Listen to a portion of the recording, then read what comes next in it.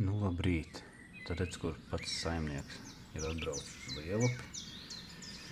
Kungs, tā ir kur 12. aprīlis, sestdien, brīnišķīgi. Pa veco Kalnciem šoseju aiztasos, redz, kur uz Dambi. 5:30 no rīta, tikai 5 mašīnas bija. Laiks ideāls. 0 vēja, silts, migliņa, perfekti. Vienīgi nesa zāles. Bet, tagad bišķiņ pārslēgšos atpakaļ. Es biju ierakstījis vienu citu makšķerēšanas, kas bija kā rakstīts pirms nedēļas, arī Lielupē. Ja šajā gadījumā es biju aizbraucis pie klostera, pēc tam tur brauca viens vecs garām un teica, ka te ir lieguma zona, ka viņam draugs pateicis, viņš bēg projām, lai nu nebūtu sūdi, bet es izdomāju palikt tur, jo es visus gadus tur esmu sēdējis, nekad neviens man nav pienācis klāt. Bija baigais vējš, bet silts. Es tur biju, kā var redzēt, Niedru aizvējiņā. Baigi gudri tur stāstīju, filozofēju, tur rādīja, kur pavadas ar šitādām smakšķerēju, ar tādām smakšķerēju. Un tiešām ļoti daudz arī ķērās. Liels kvantums bija, bet izmērs abnormāli sīks, un es nekad negribu dēļ sīkajām mērcēt uzglabājumu, tāpēc es viņu neiemetu, un beigās domāju, ko es to video rādīšu, man nav ko beigās parādīt, bet tik tiešām praktiski katrā iemetienā bija plaukts lieluma plicīts. Lielākais breksēns bija aptuveni 500 grami, bija viena vimba, un rekur tad pašās beigās kaut kas man pieteicās. Es it kā tīnu, tur var redzēt nedaudz, ka kaut kāda tā kā zars velkās. Es domāju, pie kaut kāda zara pieķērās, un beigās kaut kas riktīgi velk projām. Un es padomāju, varbūt tur sazāns kāds. Man 0,12 pavadiņi tie, tā es par tievākā, kas man ir, ko es izmantoju. Jānopērk varbūt 0,10, bet diez vai tas jau ir. Ja neķerās, tad neķerās, tad tur nav ko likt. Lūk, un beigās vazā mani tur, es baigi negribu forsēt. Kā es teicu, pavadiņa tieva, bet kaut kas tur, neordināri uzvadās. Jā, un visā tajā makšķerēšanā bija tā, ka man tā sajūta, ka apakšā kaut kas ir es tur sēju kaut kādas opcijas, bija motilis, bija pinka, baltiem sliekas. Un sēju visādas opcijas, bet nevarēja dabūt augšā neko. Toties 2 plicīšus noķēra tur vienu aiz augšējās spuras un vienu aiz deguna, aiz pieres starp acīm. Tās zivs tur ganījās, bet negribēja ņemt. Lūk, un rekurtē arī pēdējais, ko varēs redzēt, kas man tur ir. Kas mums tur ir, arī viens no iemesliem droši vien, kāpēc īpaši necopējās. Davai Ivar velc ātrāk ārā. Beigās es pateikšu tiem, kas nevar sagaidīt. Nifigā es neteikšu, jānoskatās. Ir jānoskatās. Tā. Jā, īstenībā tajā video, man liekas, tas video ir ilgāks nekā dzīvē. Es tur tik ļoti tā kā nedomāju, ka es tur mocījos. Bet, īstenībā mīziens bija. Ne mīziens ir tāds patīkams stresiņš, jo, kā kameru uzliku un visu to dienu. Es tur biju, neatceros, no 2 līdz kaut kādiem 6. Es baigi gudri dirsu kamerā, stāstīju nianses un visu kaut ko tur saproties. Un tad tomēr kaut ko redz, kur es dabonu. Jā, un galā tas ir zandarts, protams, es viņu nesfēru un atlaidu. Un zandartiem ir liegums, ja pat nebūtu lieguma, visdrīzāk es arī viņu būtu atlaidis, jo kur es viņu tur vedīšu kaimiņiem atdot vai mājās vannā tīrīt vai tur čakarēties, lai puika dzīvo. Jā, zandartu speciāls neesmu, bet pāri kilītiem viņš ir atkal, protams, ka video viņš liekas daudz mazāks, jā. Viņam rekur, man bija 3 pinkas uz pēdējā mazā āķīša, un viņam arī ārpusē pie muguras spuras bija āķis ieķēries. Kā to var dabūt gatavu, es nezinu. Bet, bonus viņš feins. Pacīnījos bišķiņu. Jā, tik tiešām uzkal vien tajā video. Visi makšķernieki to zina, ka video, tās zivis izstās krietni mazākas nekā viņas galu galā ir bijušas pirms tām. Un man liekas, ka pusotrīts bija, bet, es neesmu pečuks, jo viņš tāds apaļīgs ir, jā. O tā, bet, tagad var slēgties klāt. Var slēgties klāt, tad ir sestdienas copē 12. aprīlim, kā tur man tur gāja. Tad atpakaļ. Šoreiz es esmu, kā jau teicu, pa veco Kalnciemu šoseju. Laikapstākļi perfekti. Un atšķirībā no tā klostera iepriekšējās sestdienas sākumā, pirmos kaut kādus 15 iemetienus, bija varbūt viena copīta, bet laiks bija tik labs, ka šajā gadījumā man vispār neinteresēja praktiski, vai ķerās vai ne. Tur pīles ņēmās pa ūdeni, kāvās, tur riktīgi akšanu taisīja priekšā, tad barība man atkal bija kaut kāds no traperiem, es nezinu, man sapirka tafīgi visādi traperi, es viņus samiksēju kopā. Man liekas, ka šitien ir melnais breksis traperam kopā ar universālo. Un pie tam viņi no tās pagājušās reizes, es viņu biju sasaldējis. Man tur bija kasteri Baltijā un viss kaut kas klāt, un es atbraucu vakarā uz balkonu izliku, un no rīta man vispār nekas nebija jādara. Es vienkārši atbraucu, attaisīju maisiņu, pārdzēru. Perfekti. Inertu, irdenu barību. Ļoti apmierināts bija. Te es, protams, ātrajā uzliku, jo baigā akšana nav, un vispār jau tālāk uz priekšu aiziet, pateikšu, ka dižā akšana arī nebija. Ķērās. Tātad es biju no aptuveni, tādiem 6 sāku līdz 1. Tas normālākais copas posms bija no 8 līdz 11.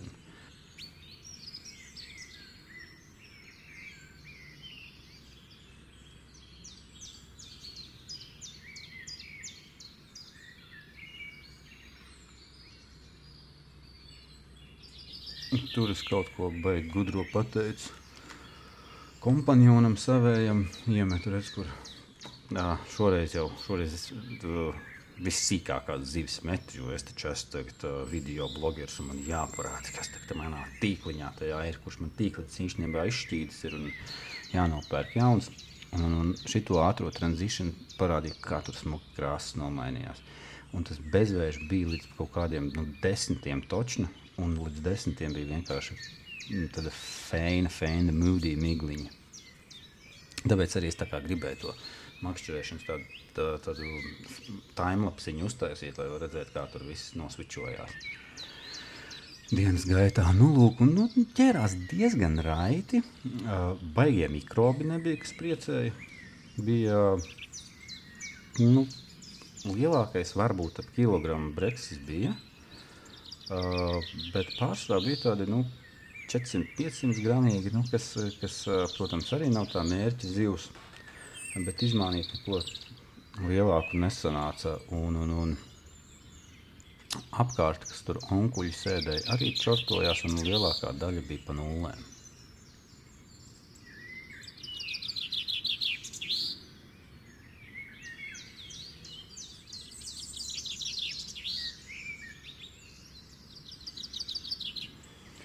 Tā, šeit var redzēt, kā meistars profesionāli izvada kārtējo trofeju, un kā mēs varam redzēt, ka tā meistarība ir tik augstā līmenī, ka vispār nekāda nav stresa. Čīliņā pieliecās, paņem. Jā. Arī man nevajag tev tagad runāt. Pirmkārt, ja tu tur būtu, tu, kas tagad skaties, tu neko vispār nebūtu noķēris. Paprasiet Tartim Smirnovam. Bet meistars ir arī Āfrikā meistars, un te viņš kur parādīja savu meistarību. Starp citu, tas esmu es, jā. Un es bišķiņ arī ironizēju, nevajag teikt komentāros rakstīt, ka tāds iedomīgs gailis. Es neesmu ne iedomīgs un neesmu ne gailis. Es ironizēju. Atkal rekur transition, ātrs tāds timelaps viņš aiziet. Un ķērās, jā, diezgan interesanta copa bija. Pārsēdošana, kad 10 dažādus āķus un pavadas. Un te es izdomāju, ka man baigi sagribās sēst, es arī uzēdu banāniņu. Ai, baigi labā sajūta bija. Gudri es runāju, man tur kompanjons ir, viņš varbūt arī, teiksim, nav tik augstas kvalifikācijas, tā kā es. Jā, smieklīgi diezgan izklausās, bet kā ir, tā ir. Un tad es dalījos savās zināšanās un pieredzē, un vienmēr tas ir patīkami, ka tu tā kā ne tikai runā, bet arī parādi. Un, es noķēru vairāk, protams. Par to neviens pirms tam arī nešaubījās. Tā, te es apēdu to banānu, un uzreiz gribu pateikt, kad es ļoti mīlu dabu. Un es to banānu mīzu iemetu krūmos. Tādā neredzamākā vietā, lai arī bioloģiski atkritumi, nav forši, ka serdes un sempiņi iznētājās, bet tur tā kā es krūmiņā iemetu, tur iedomājieties pelītes, kaut kādi seski un kas tik tur nēd, jā. Viņi taču banānus nav ēduši. Tā kā padomu sēnībā tie cilvēki, kas reti, kad dabūja banānas aizēju, viņiem banānu miziņu iedod. Lūk, vēl kas interesanti bija no rīta, jā. Tad mēs atbraucām, bija 5 mašīnas 6 no rīta, un pēc tam pamazām cilvēki sāk braukt un jau tā kā meklēt vietas, un tā kā ir absolūts bezvērš, perfekts laiks, jā. Es varu tikai abrīnot, cik cilvēki savā starpā, teiksim, skaļi, nepieklājīgi un rupji runā. Protams, 2 valodās tur notiek. Šajā gadījumā bija tajā svežzemju valodā, bet ir arī mūsu dzimtajā valodā vienkārši ārprāts.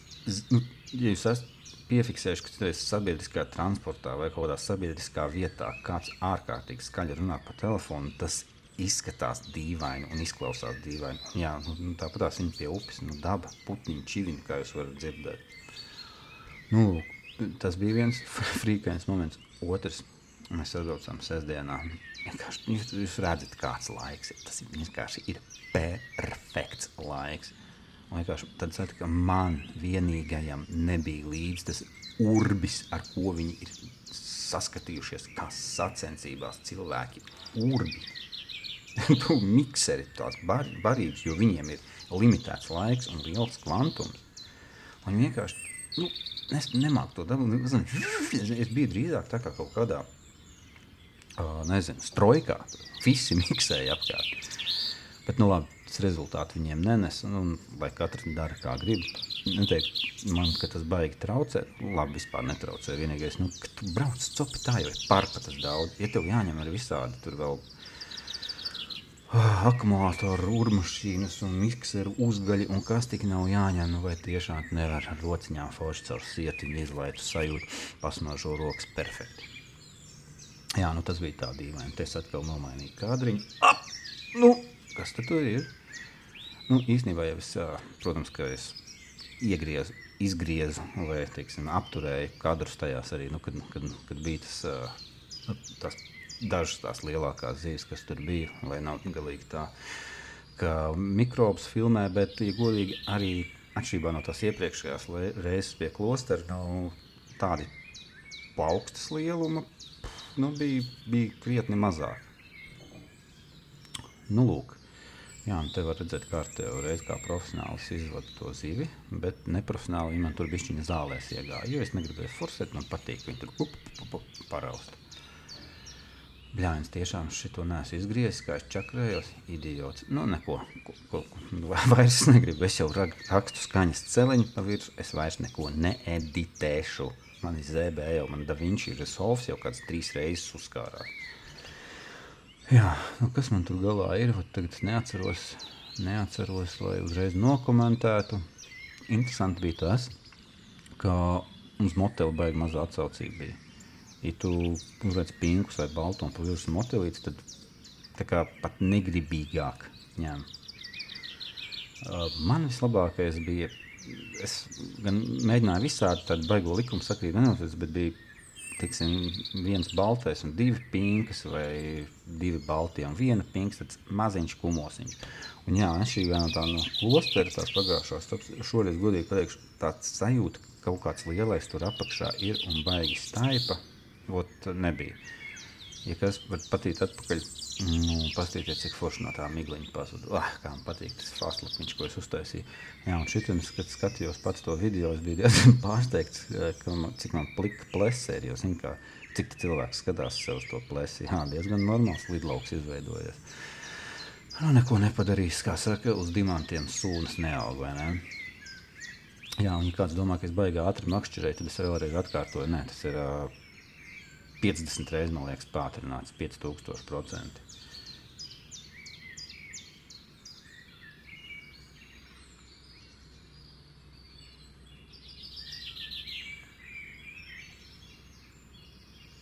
Tā, redz, kur es ar cēlu vēzienu kārtējo piecertienu veicu. Un ļoti apmierināts par sevīm, jo kolēģim bišķiņi sūdīgāk ķērās, ko tur slēp bišķiņi, krietni sūdīgāk. Un man patīk tās buras un tos spārnus izlaist un demonstratīvi, tur tās foldas tirkšķi, labi, ka nevar dzirdēt, viss tur smalki noregulēts, jo tomēr, viss ir smalki tur uztaisīts. Lūk. Labi, tagad bišķiņi fokusu novirzīšu vēlreiz no tās pašas zivs vilkšanas, jo to ne tikai jūs esat atskatījušies, bet arī atvilkušies visdrīzāk paši, bet tad ir divas galējības, jā. Kāds tev, kad tu makšķerē pienāk klāt, prasa, uz ko tu ķer? Tā neviens neprasa. Tas, kas tev kastē ir, to arī ķer.